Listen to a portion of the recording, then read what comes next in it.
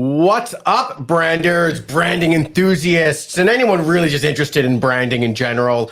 Welcome to another episode of the Talking with Branders podcast, brought to you by Branders Magazine. I am your host, Stephen Picanza, and today we're joined by Josh Roush, CEO and co-founder of Movetic, a dope-ass creative and brand agency out of San Diego, who I've had the privilege to work with and know for a number of years. And I'm so excited to have you on the show, Josh.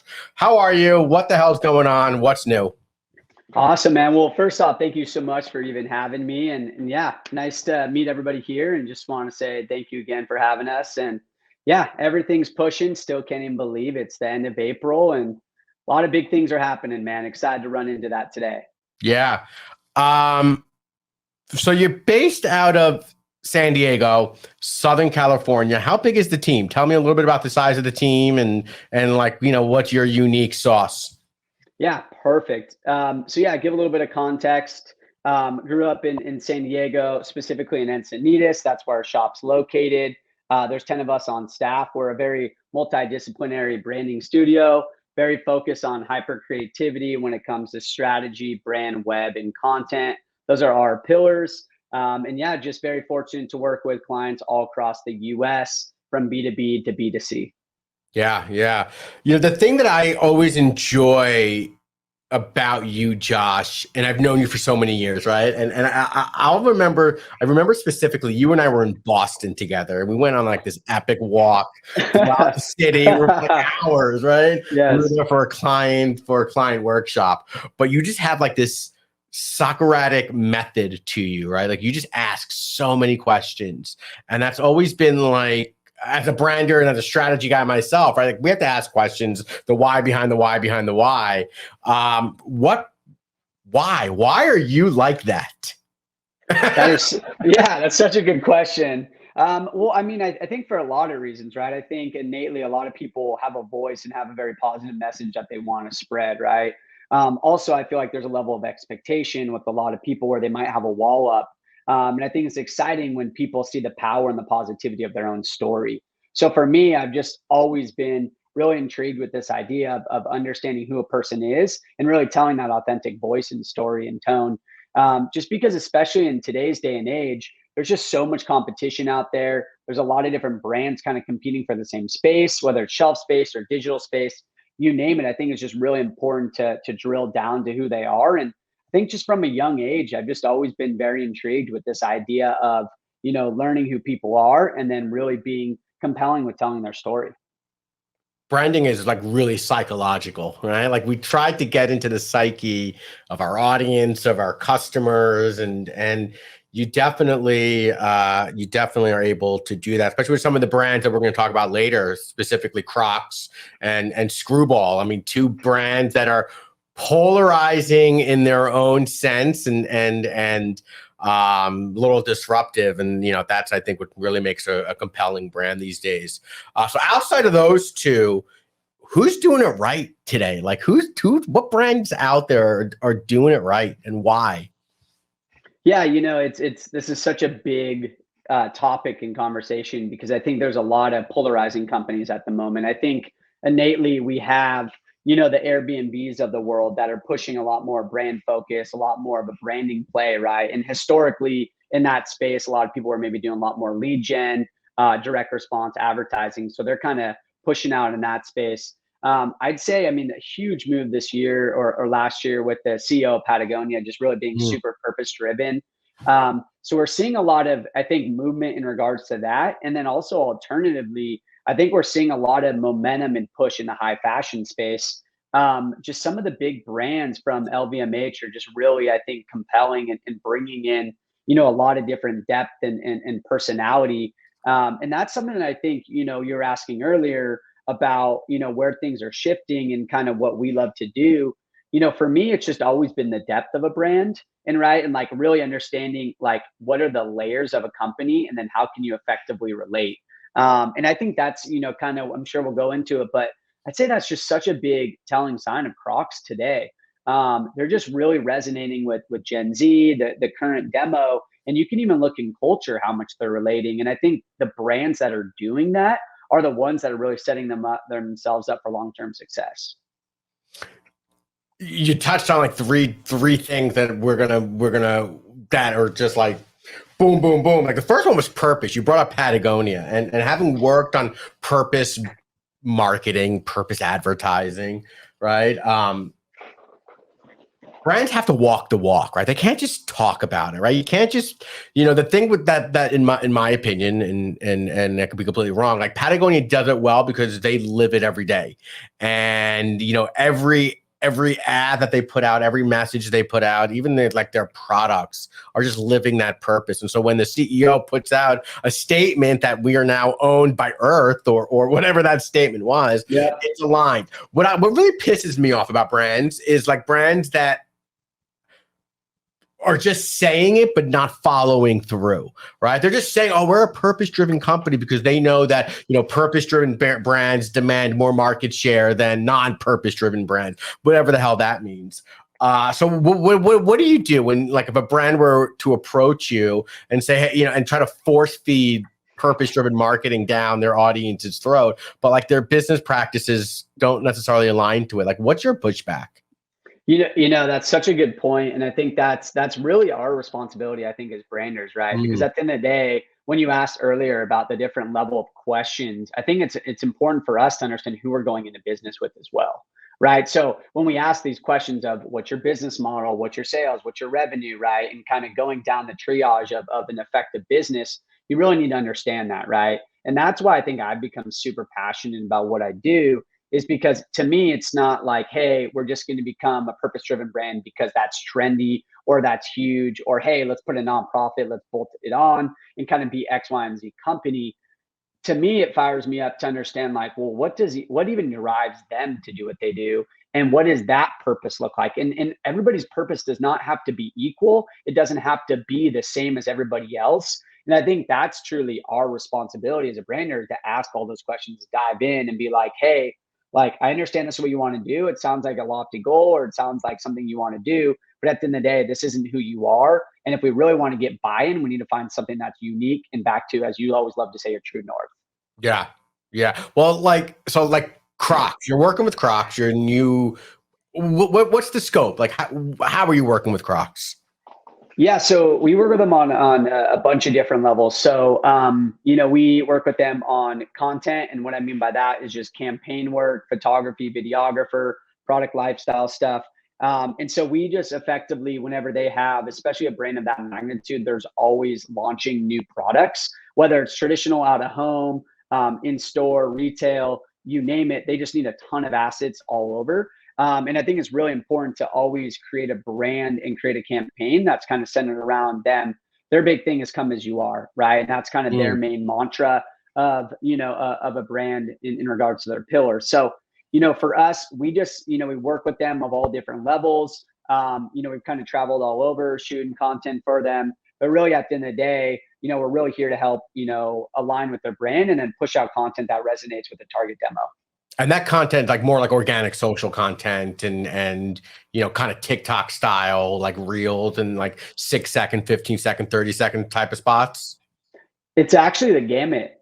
So I think when you look at like a 360 campaign, right, there's all the different facets. So yes, we do work on TikTok. We do stuff on organic. We do stuff on IG, Meta, like all the different platforms in regards to that. But then we also do a bunch of print work too. So like the signage that are in their stores, on billboards, all across the board, right? Just depending on that. And I think that's something that, I'd love to bring up too, kind of in that line, is that especially when you're creating content, you have to really think about what's the input and what's the goal of that content, right? Because kind of back to, you were mentioning TikTok, the way we create content is completely different than the way I shoot for a big production, right? And the way that I do a commercial is way different than a 6-second spot on IG. Right. Yeah. They're all completely unique to that different medium.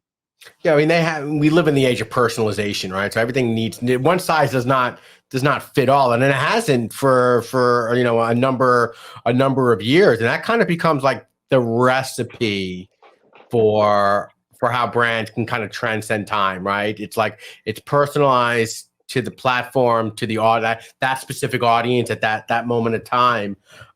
With Crocs, I mean, It's been amazing because I remember them when like they were like not cool. Like they just weren't cool. And it was like a weird, like it was a weird shoe that people wore. And I've never worn them. This is not my style. But now there's like it's hip, it's trendy. It's people are personalizing it with buttons on it and and with pins, and like it's becoming a statement piece. I almost say, I was having a conversation with another colleague of mine, like Crocs today are like the JanSport backpacks of like 20 years ago. The OG, yeah, exactly, yeah. Like I used to have I used to have patches on my backpack, and I would do whiteout. So how with a brand like Crocs that is all about inclusivity, how are you making sure that you are inclusive and you're telling a story that isn't political?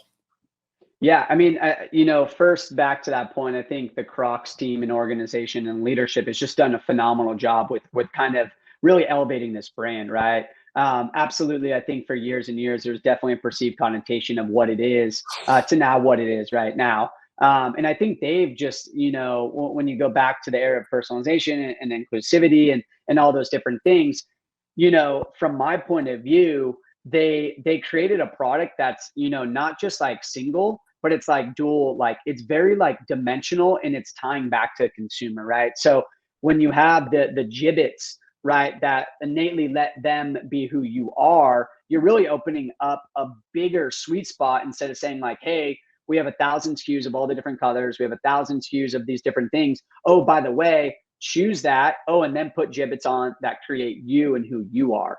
So I think it's just like so unique that they've done a good job. And I think most brands or companies, when they're looking at scaling a company, they think only one dimensional. But at the end of the day, when there are other elements you can add and bolt onto your brand that add to that lifestyle, you do such a phenomenal job. And back to like the other point you were making is that, they've kind of taken a run at, hey, let's figure out who we are, done a great job at it. Let's align with celebrities, endorsements, people who have an innate perception that are true to their brand, because I think that's something that you and I have always resonated on, the fact that, you can't just go out to an influencer or a celebrity or something that doesn't align with who you are, because it doesn't come off authentic, right? Kind of back to that key kind of core component of a brand. So then based off of that, they've been really pushing towards what the next thing is really working towards the sustainability facet, right? Mm-hmm. And really kind of pushing that way. So it is going to be interesting to see, and I know you and I can chat at lengths about the evolution of the brand and kind of where they're going. But I think that's kind of what's exciting. And that's where I feel like staying very, very focused on developing a product and doing great work for great people versus kind of getting activated in the other fields that can come off as very distracting. Yeah.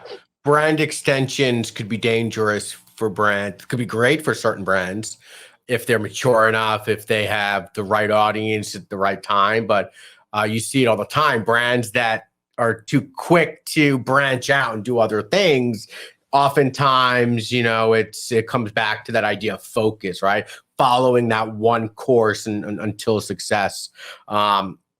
You talked about the word authenticity, and I got to be completely honest. I've been hearing that effing word authenticity For too long. It's annoying, bro. It's annoying. It Yeah. annoys. We just want to be an authentic brand, but what the hell does that mean? Like, what does authenticity actually mean? Yeah, I think, it's funny. I say it all the time too. I feel like it's become one of those words that like is so overplayed and overhyped. But the good news about that word is that I feel like a lot of people understand what the baseline meaning is. So at Mm-hmm. least you have people understand that, okay, I need to be authentic. To me, it's just about what you and I always think. It's like, at the end of the day, we need to find a true north. We need to find a true purpose. We need to find one area. And I feel like a lot of brands, unless they figure that out, they just try to be too many things for too many people. And I think that's like the most dangerous thing in anything. And that's why I know you and I both fell in love with branding, was because one, like we get to listen to who they are, then we get to tell that compelling story in a very succinct fashion. And to me, that at the end of the day, whether it comes of authenticity or whatever the intro buzzword, at the end of the day, it's just finding who they are as a human and then effectively telling that story. Give me an example of a time that you talked to like a CEO, and you don't have to use names if you don't want to, but give me an Yeah. example of a time you talked with the CEO and they wanted to push authenticity, but like they themselves were not authentic. How'd that conversation go? I mean, it happens all the time, right? Like, I think at the end of the day, like it's not, for me, it's, when working with people, I think it's more of like a journey, right? And it's more of like a map to figure out like what are the levels to get somebody there, and that's just part of what we do, right? We kind of like we put up these guardrails to help them figure out who they are. I find it's less of more like, hey, that, and it's more of like, hey, I want to be perceived as high quality. I want to be just like my competitor. I just want to be like insert X, Y, and Z, you name it. And that's the thing that I always tell people. It's like, in my eyes, like we're already at that baseline today in day and age. It's like, one, we need to be high quality. Two, we need to add value. Like these should be the These are beginning non-negotiables. parts. Yeah, these are non-negotiables. And I think that's where a lot of people get stuck on. It's like, hey, I want to be that. It's like, well, from my point of view, you should be in business with high quality and with value. That should be a number one. That shouldn't be a UVP or unique selling proposition, right? So there's kind of like that facet. The other thing that I hear more times than none, and I know you hear this all the time too, is I want to be like X, Y, and Z company.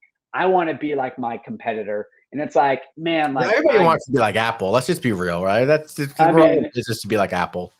absolutely. It's like, I want to be clean and modern. It's like, yeah, okay. And where do you want to go deeper? Or how Right. do you want to be like that? And that's where I think the questions come in play, right? Like, how do we orient something? And it goes back to your authenticity idea, right? Like, that's kind of the beginning point, right? So it's our job to take them from that to the complete next level.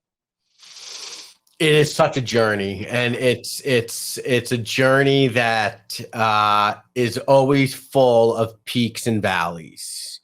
Kind of the human experience in a way. It's full of peaks and valleys, and as human beings, we've persevered, right? We've persevered through time. I think branding is sort of the same, right? Your brand is going to have peaks and valleys. It's not always going to be hockey stick growth, and it's not always going to be rainbow and sunshines.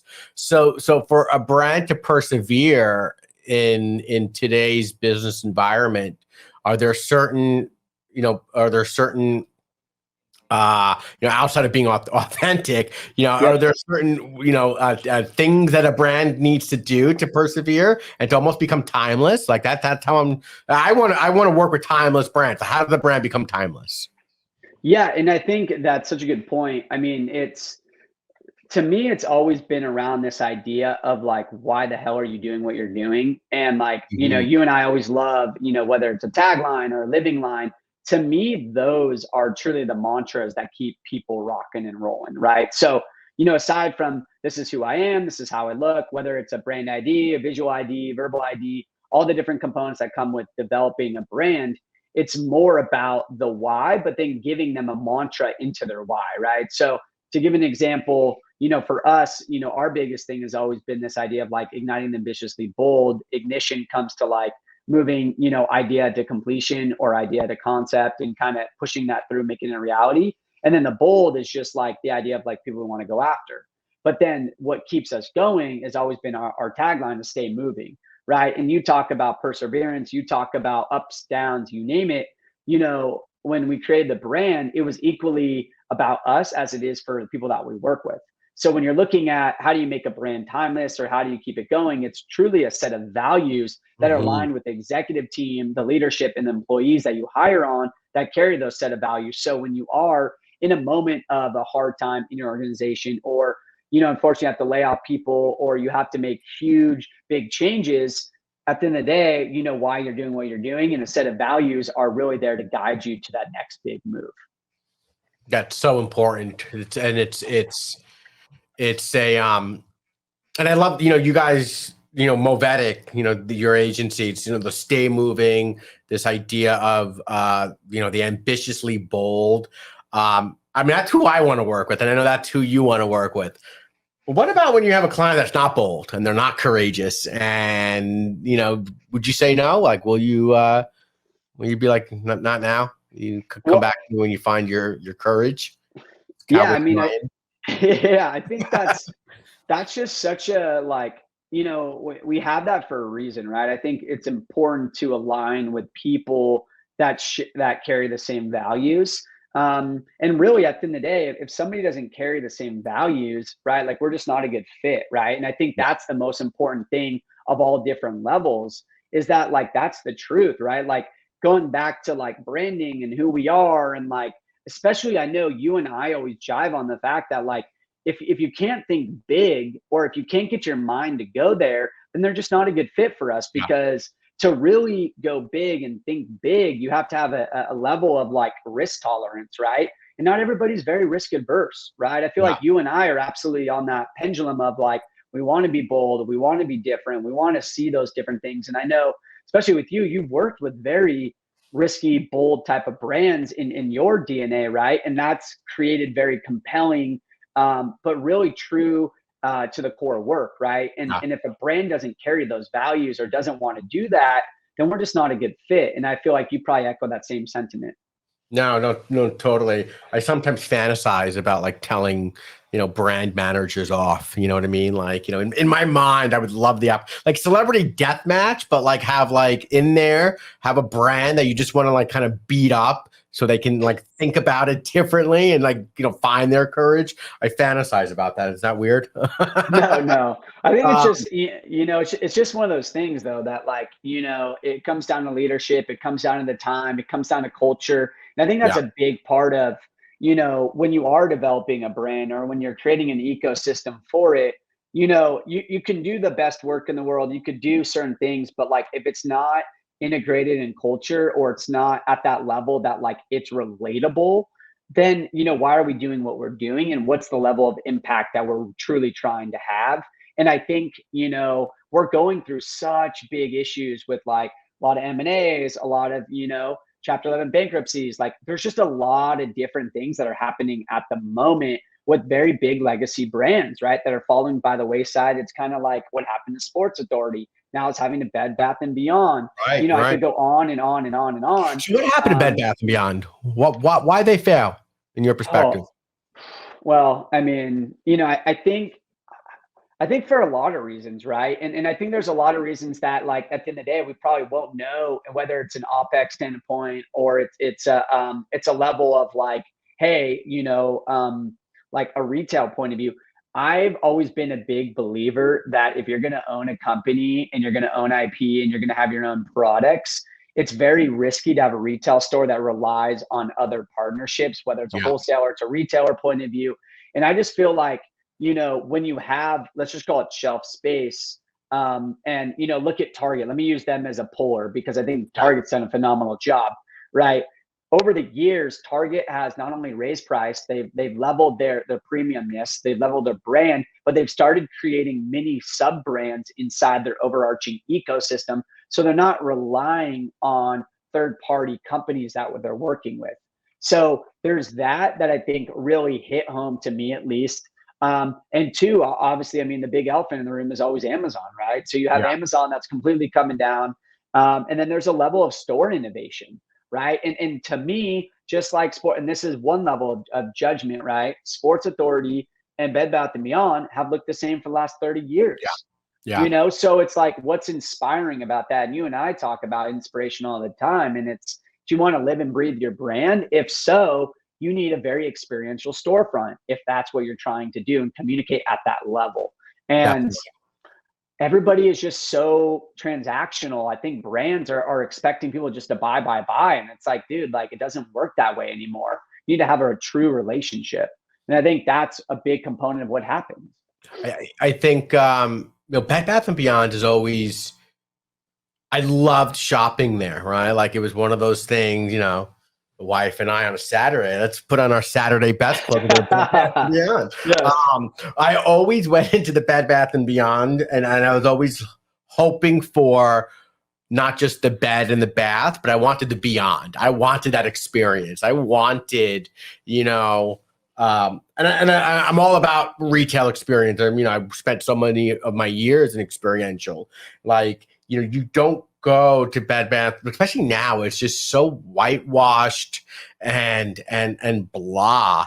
and no wonder why people are shopping elsewhere, right? There's no enticing reason to bring me into the store. And I think that, coming out of COVID, a store like Bed Bath & Beyond had the opportunity, and I think it was a small window. They didn't have a lot of time, but they just didn't capitalize on it. They were just too big, too much corporate bureaucracy, too much bullshit that to allow them to innovate. And I think a brand's DNA has to be, innovation has to live within that brand's DNA. And to that, I'm going to take a complete right turn, but I'm going to continue on the innovation track. But you guys are behind, in my opinion, a very iconic brand. You guys are the brains behind a brand that has kind of redefined a category. And we're talking about, kind of like flavored spirits, like flavored whiskey. And, you are the branding agency behind Screwball, the peanut butter whiskey that is now seeing tremendous growth across the United States, North America, might even be international. Who knows? And if my mother's drinking it, then that it's reached me. Right? So you're saying we did all right. Yeah. What was that insight? Like, what was that sticky ass insight that just led to creating this brand and like this attitude behind the beverage? Yeah. It's such a wild story, and I think it always comes down, I always say in relationships, partnerships, it takes two to tango, right? And Brittany and Steven, those are the founders of the company, phenomenal human beings, really awesome people, just such good humans all across the board. And I say it takes two to tango because I think when you're working with a partner of that level, they have to also equally take risk, right? And so, from the get-go, when you look at a category, or if you look at a market that's just so oversaturated, has a high level barrier to entry like spirits or alcohol does, comparatively speaking to all the different elements, supply chain, distribution, canning, you name it, right? It's just a very expensive market. So, when we were kind of looking at that one, obviously you have like on one side, the huge like diehard whiskey fans that are like, I want high quality, I want top shelf, like I'm going to pay a premium dollar. And then you have on the other end, right, like a flavored whiskey or any flavored beverage, which always has a different connotation when you compare the two, right? And so, when working with the owners and the founders, that's always been the biggest thing, is like it's just such a big story of like completely defining and completely being unique and owning who we are.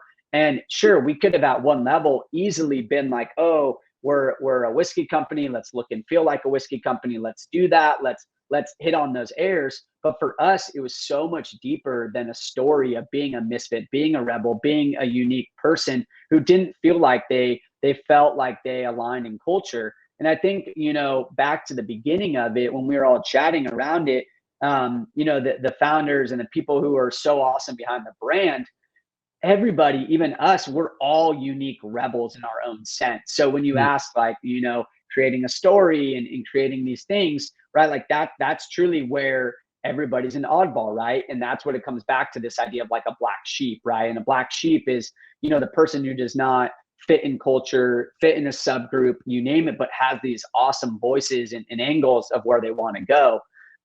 One last thing I'd say in regards to that, when designing or creating a brand ID, every facet needs to be analyzed, right? From the bottle design to the package design to the storytelling to the billboard creation that you do. And one of the biggest insights at the moment was when we were going to the liquor store and we were looking at on and off premise. At the time, nothing was white, right? And historically, all the package designs were dark. They were like playing into this like burnt brown point of view. And that was our moment. Like, let's roll with white. Let's roll with this completely unique identity and not make it about whiskey, but something that every single person across America and the world can get behind, which is that idea of being a misfit and somebody who doesn't feel included, but we're going to be that conduit to make them feel included in their life. It also doesn't hurt that the product's delicious, right? Absolutely. It doesn't hurt that it's a really good product. And I wanted to bring up the white label because, like historically bourbons and whiskeys and, brown liquors usually come with a darker a darker packaging. And I think, you think about the casks that the whiskeys are in. You think about, this idea of a whiskey room. You have dark leather couches. And when Screwball hit the market, it very much reminded me of the Vizio, the Vizio story. So years ago, when Vizio was first entering the market, like 15 years ago, they were competing at Costco. They were competing with the Sonys and the Samsungs, and everyone had a brown box. So Vizio went ahead and did the white box, with a 2-color and then a 4-color, and they really used it as a statement piece, and it 100% impacted sales. And so kind of like it's that same, if everyone's zigging, you're going to zag. And I love the fact that that the brand and the founders were courageous enough to spot this opportunity, and spot, no pun intended, the white space, from a package perspective. When creating that brand, did you need to and the brand's from Southern California, the Southern California brand.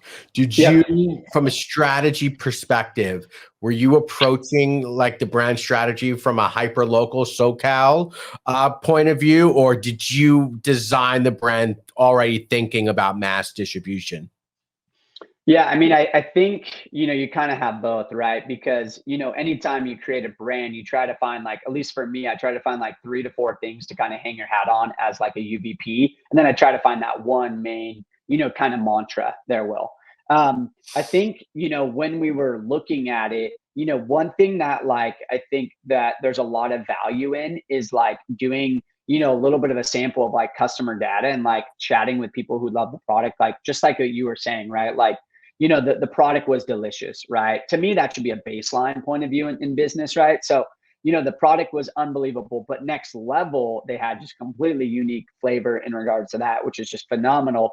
But when we were looking at it, right, like kind of going back to like what are short-term and long-term goals, it's very dangerous to just do and create an identity that's too trendy or too, centralized in one area, right? So, our goal was not to be like, hey, let's make this only San Diego flair, you name it, because we knew when we're trying to get across with distributors and really look at the West and East Coast, we didn't want to put ourselves in a box from an aesthetic point of view. That's kind of why we leveled ourselves up to more of like a lifestyle kind of point of view in regards to our main mantra, right? And so really, we were kind of thinking about very dimensionally, but for me, I think a brand has different legs and different levels of their life.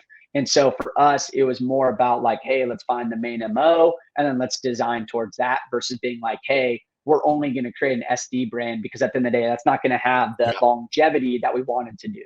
Yeah, I think back to, Marty Newmeyer always talks about the idea that people don't buy from brands anymore, they join them.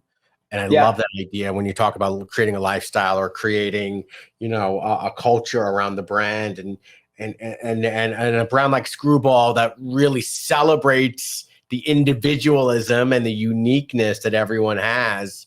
It definitely encapsulates it encapsulates that. What's next for Screwball? Where is it, you're doing the jelly? Is there going to be like a jelly whiskey and you're going to have a PB and J kind of deal? But we were talking earlier, just to bring it back around, or earlier we were talking about the idea of brand branching and brand extensions. Screwball is focused solely on peanut butter whiskey, but is there anything on the horizon that they're thinking about to continue to push that brand forward?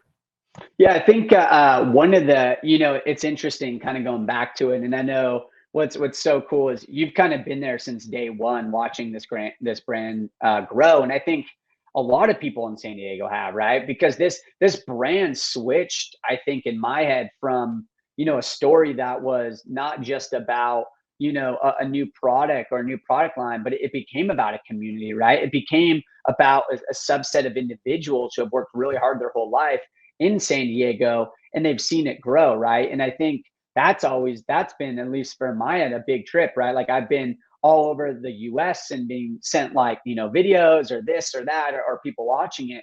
I think, in terms of kind of what's next, right, is that like, they've just been constantly growing. They're, I don't know if you knew, but they're part of, they're at the stadium for the Buffalo Bills, which is phenomenal. So they have some like Wow. activations there.